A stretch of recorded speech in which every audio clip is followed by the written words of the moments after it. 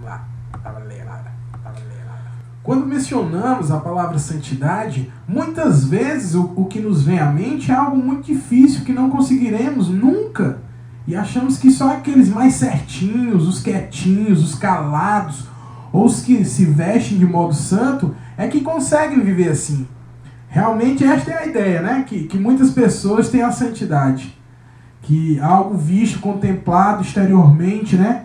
Porém a santidade começa no coração, viu, meu amado? Esta realidade vivida por muitos se assemelha a uma exortação que Jesus fez aos escribas e fariseus, pois se preocupam com o exterior, né, que é as leis, as regras, naquela época de Moisés, do que com o interior, que Jesus se referia ao coração. Né? Jesus mostra para aqueles homens que a pureza do homem começa no coração. O Senhor, contudo, disse a Samuel, não considere sua aparência nem sua altura, pois eu o rejeitei. O Senhor não vê como o homem vê. Você está me entendendo? O homem vê a aparência, mas o Senhor vê o coração. Santificação é uma obra progressiva da parte de Deus e do homem, que nos torna cada vez mais livres do pecado e semelhantes a Cristo em nossa vida presente. Por exemplo, quando uma pessoa que falava mentira se arrepende, nessa área ela cresceu. Você está entendendo? Consequentemente, está sendo mais semelhante a Cristo. Uma vez que nascemos de novo, não podemos continuar pecando não, com um hábito ou com um padrão de vida. A santificação é um alvo de modo cristão a partir do momento que a pessoa aceita Cristo. O seu desejo é ser como o seu mestre. Cristo é o nosso referencial de vida. Você está entendendo? Através do exemplo e das palavras, podemos ver que conseguimos vencer cada obstáculo que vem sobre as nossas vidas. A Bíblia diz em Romanos 6,11 que o pecado não terá domínio sobre nós. Você está entendendo? Portanto, não somos mais escravos do pecado. Isso significa o quê? Que nós cristãos, por meio do auxílio do poder do Espírito Santo, temos poder para superar as tentações e seduções do pecado. A santidade, meu amado, é um processo na vida do cristão. Paulo diz que por toda a nossa vida cristã estaremos sendo aperfeiçoados. Todos nós somos transformados de glória em glória na sua própria imagem. Lá em 2 Coríntios, se eu não me engano. Gradualmente nos tornamos cada vez mais semelhantes a Cristo, conforme avançamos na vida cristã.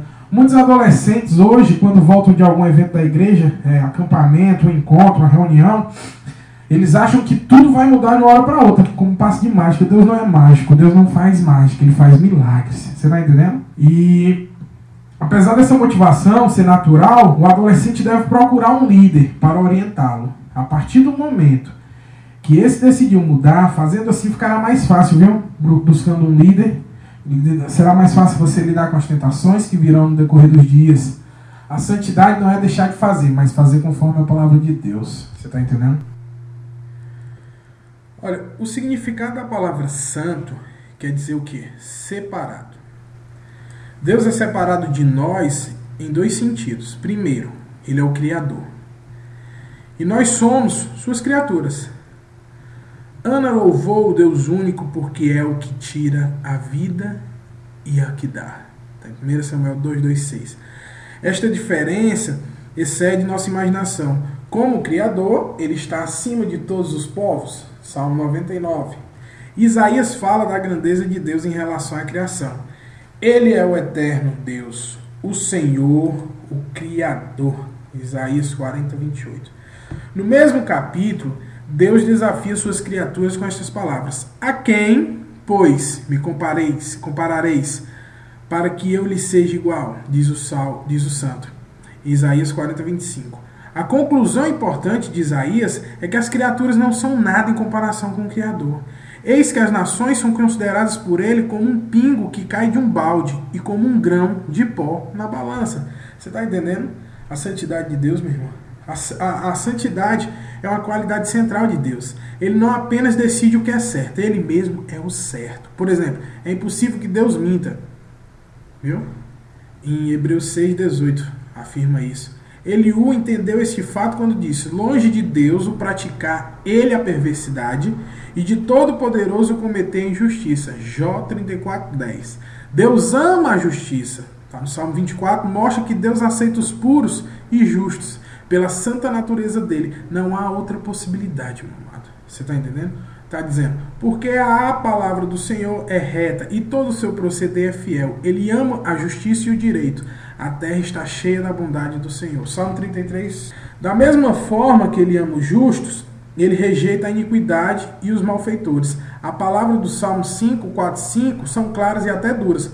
Pois tu não és Deus que se agrade com a iniquidade, e contigo não subsiste o mal. Você está entendendo? Quando Abacuque procurou entender os atos de Deus, ele baseou sua pergunta na justiça de Deus. Tu és tão puro de olhos que não podes ver o mal e a opressão não podes contemplar.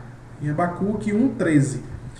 Porque Deus é santo. Você está entendendo? Ele usa linguagem revoltante para descrever o pecado. Ele diz que a idolatria é coisa abominável que o aborrece. Você está entendendo? Jeremias 44,4. Ele compara o pecado ao lamaçal no qual a porca se revolve e ao vômito que o cachorro lambe. Em 2 Pedro 2,22. Nas Escrituras não se pode separar o pecado da morte e da corrupção da decomposição, que nós mesmos associamos à morte. Você está entendendo? Se tais imagens nos enjoam, se nos deixa mal, é porque o pecado é nojento para Deus. Você entendeu? O homem aprende a discernir entre o bem e o mal através da revelação de Deus. Nas Escrituras, o Espírito Santo ele tem revelado para nós as coisas de Deus para que possamos desenvolver a mente de Cristo. É importantíssimo entender que a desobediência a qualquer mandamento que Deus tem nos dado é ofensa contra a própria pessoa dele, meu amado. Pense nesse fato na próxima ocasião que você enfrentar a tentação de deixar de lado algum mandamento do Senhor, dizendo que Deus não se importa que eu faça isso.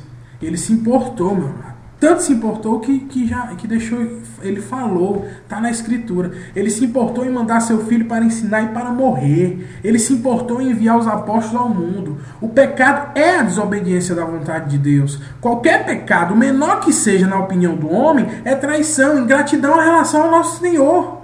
Jesus disse que o amor a ele exige a obediência aos seus mandamentos. O pai havia falado a mesma coisa há quase 1500 anos atrás. Você está dizendo? Eu acho que está em Êxodo que ele fala isso. Encontramos na Escritura diversas ocasiões em que Deus mostrou sua ira contra pecados e pecadores. Vamos ver algum exemplo aqui. Pelo que, como a língua de fogo consome o restolho e a erva seca se desfaz pela chama, assim será a sua raiz como podridão, e a sua flor se esvaecerá como pó, porquanto rejeitarão a lei do Senhor dos Exércitos e desprezarão a palavra do Senhor de Israel. Por isso se acende a ira do Senhor contra o seu povo, povo contra o qual estende a mão e o fere, de modo que tremem os montes e os seus cadáveres são como os monturos no meio das ruas. Com tudo isso, não se aplaca a sua ira, mas ainda está estendida a sua mão. Isaías 5, 24 e 25. Na mesma época, meu amado, Deus explicou o castigo do povo desobediente. Olha aí, O Senhor advertiu a Israel e a Judá, por intermédio de todos os profetas e de todos os videntes, dizendo: Voltai-vos dos vossos maus caminhos, e guardai os meus mandamentos e os meus estatutos, segundo toda a lei que prescrevi a vossos pais, e que vos enviei por intermédio dos meus servos, os profetas. E venderam-se para fazer o que era mal perante o Senhor, para provocarem a ira, pelo que o Senhor muito se indignou contra Israel e o afastou da sua presença, e nada mais ficou senão a tribo de Judá. Acho que 2 Reis 17, 13, 17 e 18. Estas consequências do pecado, amado, foram previstas por Samuel, início do reino de Israel, 300 anos antes de Isaías. Samuel disse: Se porém não derdes ouvidos à voz do Senhor, mas antes fordes rebeldes aos seus mandamentos, a mão do Senhor será contra vós outros, como foi contra vossos pais. Às vezes, pessoas descartam tais exemplos da ira de Deus, sugerindo que Deus do Velho Testamento é diferente do que há no Novo, do que existe no Novo. Você está entendendo? Enquanto a aliança realmente mudou, o Deus que governa é o mesmo, meu amado. A santidade dele não diminuiu em nada. E ele continua rejeitando pecado e pecadores. O Novo Testamento nos assegura que Deus ainda responde ao pecado com ira. Está em Romanos 11, 22. Diz assim, Considerai, pois, a bondade e a severidade de Deus para com os que caírem. Severidade mais para contigo, a bondade de Deus, se nela permaneceres. Doutra sorte também tu serás cortado. O livro de Hebreu diz que Deus é até mais severo hoje que na época antiga, na antiga aliança. Depois ele reafirma este fato. Sem misericórdia, morre pelo depoimento de 2 ou 3 testemunhas quem estiver rejeitando a lei de Moisés. De quanto mais severo castigo julgai-vos, será considerado digno aquele que calcou aos pés o Filho de Deus e profanou o sangue da aliança com o qual foi santificado e ultrajou o Espírito da graça. Ora, nós conhecemos aquele que diz, a mim pertence a vingança, eu retribuirei. E outra vez o Senhor julgará o seu povo. Horrível coisa é cair nas mãos do Deus vivo. A ira de Deus, amado, é inseparável de sua santidade. Não andam separadas. São duas coisas juntas. A ira e a santidade de Deus, elas não andam separadas. Se Deus aceitasse o pecado, ele não seria tão santo. Você está entendendo? Precisamos entender melhor a gravidade do nosso pecado. Não é brincadeira. Não é pequena coisa. Não existe pecadinho. Nós precisamos aprender como detestar o pecado. Você está entendendo? Como o mesmo zelo que Deus demonstra. Veja lá, acho que em Números 25, 6, 8 e 11, em Jeremias 48, 10. Descreve muito bem isso. Devemos valorizar mais o amor profundo de Deus em nos salvar do pecado e viver como povo grato. Você está entendendo? As pessoas já sabem, naturalmente sentirão desejo de compartilhar as boas novas com as outras pessoas. Este importante trabalho não será feito por grandes projetos humanos nem à base de obrigação. A pessoa que medita todos os dias na santidade de Deus, que agradece pela graça de Deus na sua própria vida, que aprende a odiar o pecado como o santo Deus o odeia, vai evangelizar sem ninguém pedir, sem ninguém falar nada, ela vai sair evangelizando. Você está entendendo? Se você não se sente à vontade de ensinar o outro, é porque você não valoriza a santidade de Deus, viu, meu amado? E não acredita na profundidade do pecado do homem. Nós fomos criados à imagem do santo Deus e desafiados a imitar o caráter dele. Todo dia nós somos desafiados a imitar o caráter de Deus. Tanto no Velho Testamento como no Novo, diz o seguinte, a santidade é o alvo de todos os servos de Deus. Até Paulo nos encoraja falando, tendo, pois, os amados tais promessas, purifiquei-nos de toda impureza, tanto da carne como do espírito, aperfeiçoando a nossa santidade no termo de Deus. Está em 2 Coríntios 7, 1. Você está entendendo? Algumas vezes é necessário sermos lembrados de coisas que já sabemos. O apóstolo Pedro, reconheceu este fato, escreveu sua segunda epístola com este propósito em mente, acho que é 2 Pedro 1, 12 e 15, referindo-se ao seu corpo como um tabernáculo, uma morada temporária. Ele previu sua morte próxima e desejou lembrar seus leitores da necessidade do crescimento espiritual. Pedro começa sua segunda epístola observando o glorioso privilégio que foi dado aos cristãos, através das preciosas promessas que Deus tem nos feito. Podemos tornar-nos participantes da divina natureza, no sentido em que podemos ser santos, como ele é santo, livres da corrupção do pecado, né? Deus chama os homens, através do Evangelho, para participar da sua própria glória e virtude. Através desse poder divino, o nosso entendimento, o entendimento da sua revelação, Deus providenciou tudo que o homem precisa para a sua vida espiritual e santidade. O comentário de Pedro se harmoniza muito bem com a promessa de Jesus e aos seus apóstolos, que o Espírito Santo os guiaria em toda a verdade. Em vista das providências que Deus tem tomado para abençoar-nos espiritualmente, né? Qual deveria ser nossa resposta?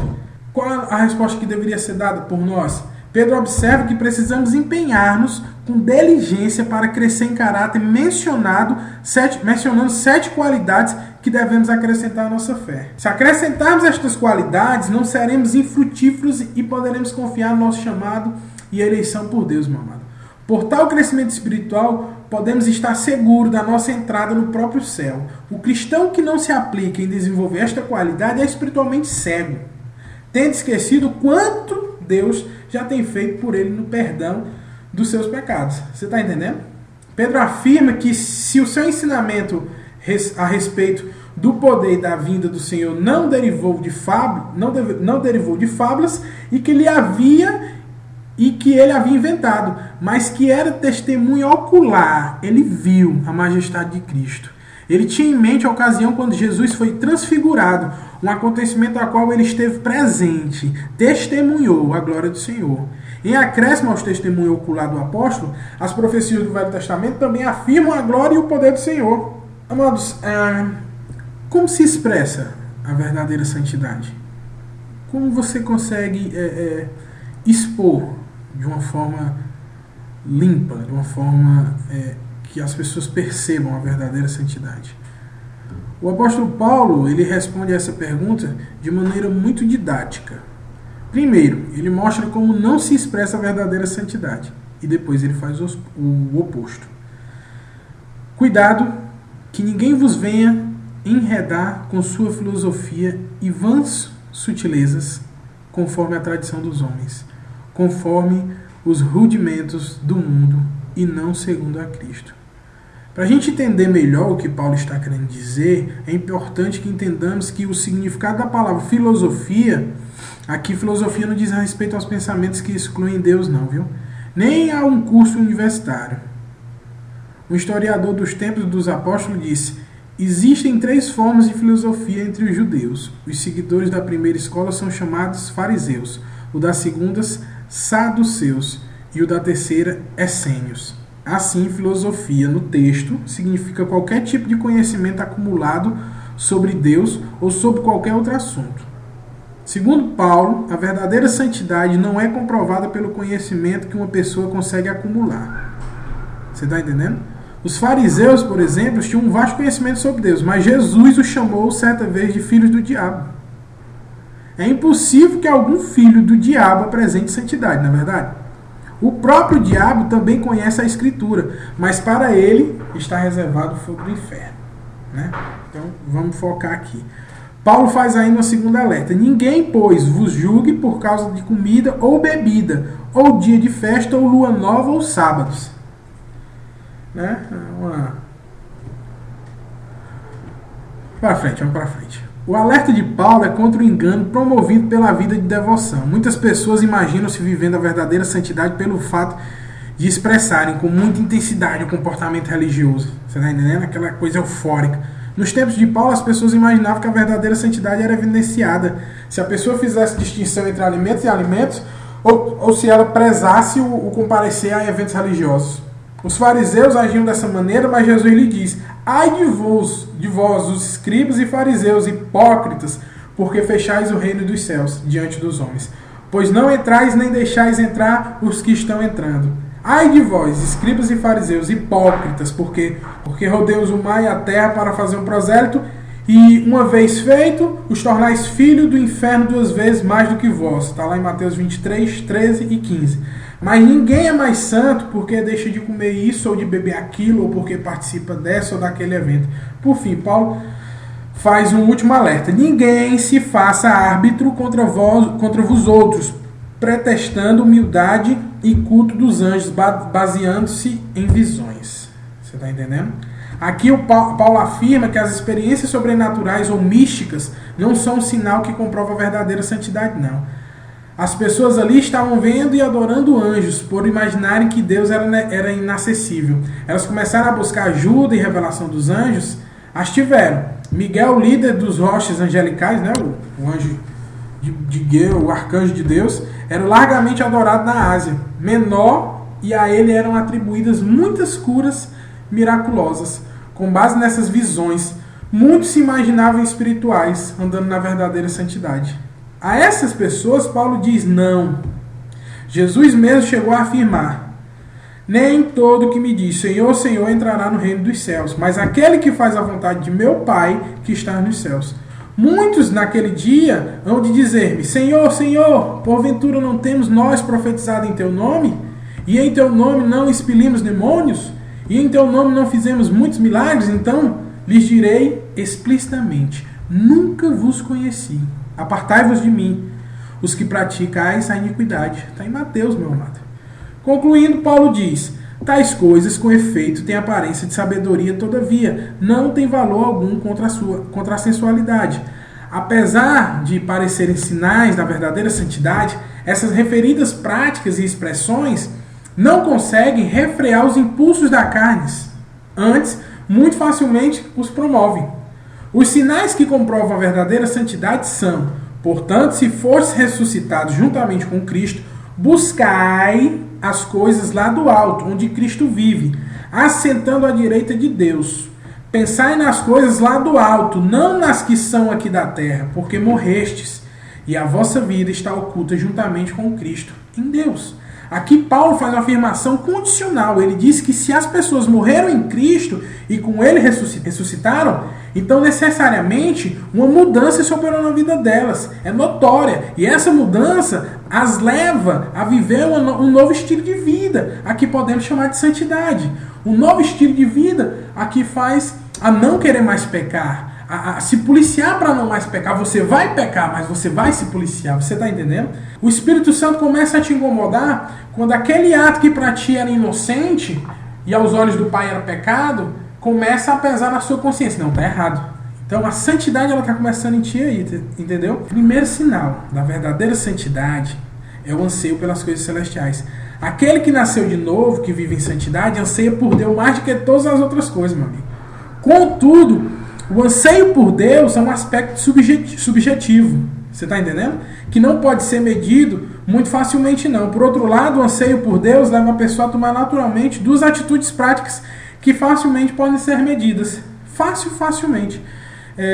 Fazei, pois, morrer a vossa natureza terrena, prostituição, impureza, paixão, lasciva, desejo maligno e avareza, que é a idolatria. A verdadeira santidade, além do anseio por Deus, se expressa por meio da morte do velho homem. Aqui Paulo enumera 5 vícios da carne que são destruídos por quem é santo. O primeiro vício colocado nessa lista é a prostituição, que se refere a toda relação sexual ilegal. Toda relação sexual ilegal e ilícita. E, portanto, envolve o adultério, viu? A fornicação, que é o sexo antes do casamento. A bestialidade e outras formas de relações sexuais que são antinaturais e antibíblicas. Aquele que vive em santidade vai matando progressivamente esse vício em sua vida. Né? Não vai ser... Pronto. Não faz mais. Não vai ser. É gradativamente, é progressivamente. Você vai progredindo, você vai caminhando, aumentando, se policiando mais e diminuindo aquele ato, aquela ação que é pecado aos olhos do Pai, que o deixa triste, que o aborrece. Então você vai progressivamente avançando a Deus e deixando essas coisas de lado. Não é algo repentinamente. Você não aceitou Jesus hoje aqui e está andando em santidade amanhã, não. Não é assim. Ah, se fosse, seria muito bom.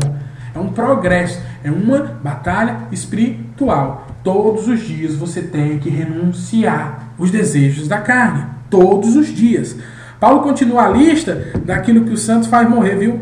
Ele faz morrer a paixão lasciva, o desejo maligno e a avareza. A paixão lasciva e o desejo maligno têm praticamente o mesmo sentido. E significam todo tipo de desejo que não é voltado para Deus. Assim, aquele que tem os olhos voltados para as coisas materiais, está alimentando os desejos malignos no coração, essa busca por admiração pode se dar até mesmo em relação às coisas espirituais, viu? Há pessoas que oram não porque amam a Deus, mas sim porque desejam receber a admiração de outras pessoas. Desejam ser admiradas, viu? E não é por aí não, que achamos de espirituais. Essa pessoa que é espiritual. Vixe, meu Deus, vive orando. Eita, o mesmo pode acontecer no tocante à literatura bíblica e ao jejum. Eita, esse cabo aí é desenrolar todo, mas não é por aí não, viu? O último vício enumerado por Paulo é a avareza. Nesse texto, a avareza não se restringe ao amor, ao dinheiro. Antes abrange todo tipo de busca do bem pessoal por egoísmo, viu? Portanto, tudo que a pessoa faz pensando em si mesma e não em Deus é uma forma de egoísmo. Em outras palavras, ela se coloca no lugar de Deus e, portanto, promove a idolatria. Paulo diz que aquele que vive a verdadeira santidade, dia após dia, mata todos esses vícios. Ele não permanece na passividade, viu, meu irmão? Mas sempre busca a força que Jesus lhe pode dar. Por fim, Paulo apresenta outro sinal que comprova a verdadeira santidade. Revestivos, pois, como eleitos de Deus, santos e amados, de ternos afetos de misericórdia, de bondade, de humildade, de mansidão, de longanimidade. Eu estou com uma Bíblia que não é minha, é uma Bíblia tradução internacional, acho que eu não estou gostando muito não, me enganchei muito. A verdadeira santidade, amado, se expressa por meio do revestimento de Cristo. Aquele que é santo se torna a cada dia mais parecido com Jesus. Paulo enumera algumas das expressões da vida de Jesus. Ele diz que a verdadeira santidade se revela na misericórdia, na bondade, na humildade, na mansidão e na longanimidade. Você está entendendo? A misericórdia aponta para a compaixão de um ser humano para com o outro. Aquele que é misericordioso nunca é acusado e nem crítico. Antes, ele se oferece para ajudar e auxiliar aquele que está em situação de miséria. Por isso, ele também é bondoso.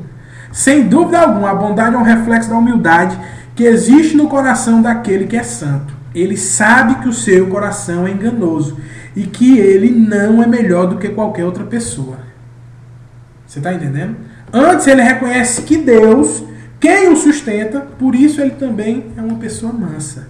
A mansidão é uma característica na vida daqueles que reconhecem que suas vidas estão inteiramente na mão do Senhor.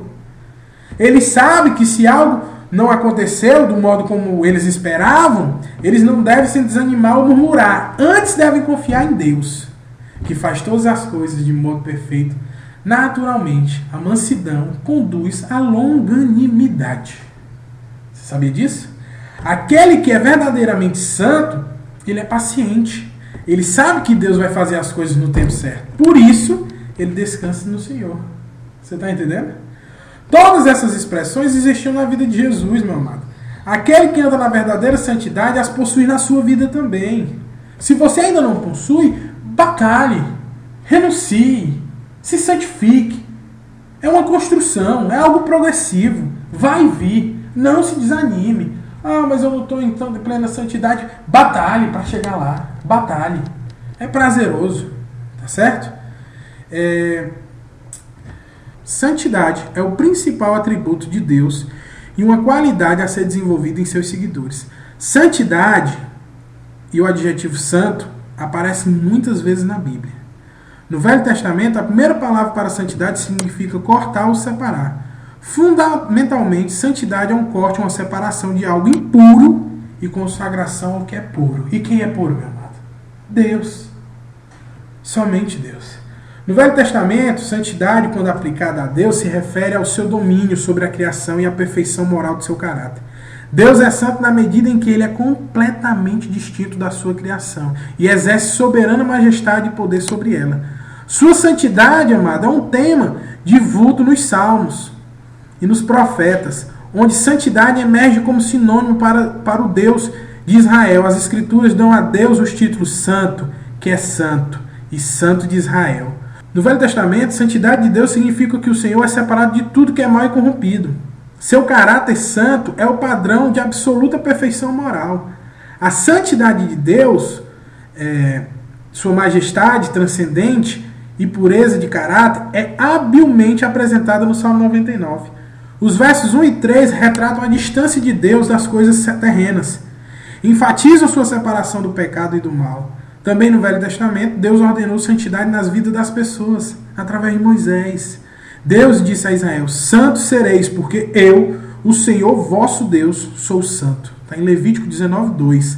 A santidade descrita no Velho Testamento tem dois sentidos: exterior ou cerimonial, interior ou moral e espiritual. A santidade cerimonial do Velho Testamento, descrita no Pentateuco, os 5 primeiros livros do Velho Testamento, inclui rituais de dedicação ao serviço de Deus. Assim, sacerdotes e levitas eram santificados por um ritual complexo, como foram hebreus e narizeus. Profetas como Eliseu e Jeremias também foram santificados para um ministério profético especial em Israel. Mas o Velho Testamento também dirige a atenção para os aspectos íntimos, morais e espirituais da santidade. Homens e mulheres, criados à imagem de Deus, são chamados a cultivar a santidade do caráter de Deus nas suas próprias vidas. No Novo Testamento, a santidade cerimonial, proeminente no Pentateuco, passa para um segundo plano. Você está entendendo? Muito do judaísmo, no tempo de Jesus, procurava a santidade cerimonial pelas obras. Logo, o Novo Testamento enfatiza a dimensão ética da santidade em vez da dimensão externa. Com a vinda do Espírito Santo, a igreja primitiva, ela percebeu que a santidade da vida era uma realidade interna profunda que deveria governar as atitudes e pensamentos de um indivíduo em relação às pessoas e objetos do mundo exterior. Você está entendendo? A palavra grega usada no Novo Testamento, equivalente à hebraica para santidade, significa um estado interior de liberdade de falha moral e relativa harmonia com a perfeição moral de Deus. A expressão semelhança de Deus contém o sentido da palavra original grega para santidade. Há uma outra palavra grega que descreve o conceito de santidade dominante no Velho Testamento, como separação exterior do mundo e dedicação ao serviço de Deus. Porque os escritores do Novo Testamento assumiram o retrato de deidade do Velho Testamento, santidade atribuída a Deus em poucos de seus textos. Jesus afirmou a natureza ética de Deus quando ensinou seus discípulos a orar, que o nome do Pai deve ser honrado pelo que ele é, santificado seja o teu nome, Mateus 6:9. No livro do Apocalipse, a perfeição moral do Pai é descrita com a atribuição tríplice de santidade emprestada de Isaías. Santo, santo, santo é o Senhor Deus Todo-Poderoso, aquele que era, que é e que há de vir, que é Apocalipse 4:8. Lucas, entretanto, contemplou a santidade de Deus nos termos do conceito dominante no Velho Testamento de sua transcendência e majestade. Lucas 1:49. Você entendeu aí, meu amado? Então, santidade é algo que você deve buscar no seu dia a dia. É um progresso, é um crescimento espiritual. Você não nasce grande, você nasce pequeno e você vai se alimentando da palavra, você vai praticando a palavra, você vai meditando na palavra e você vai crescendo espiritualmente. Ok?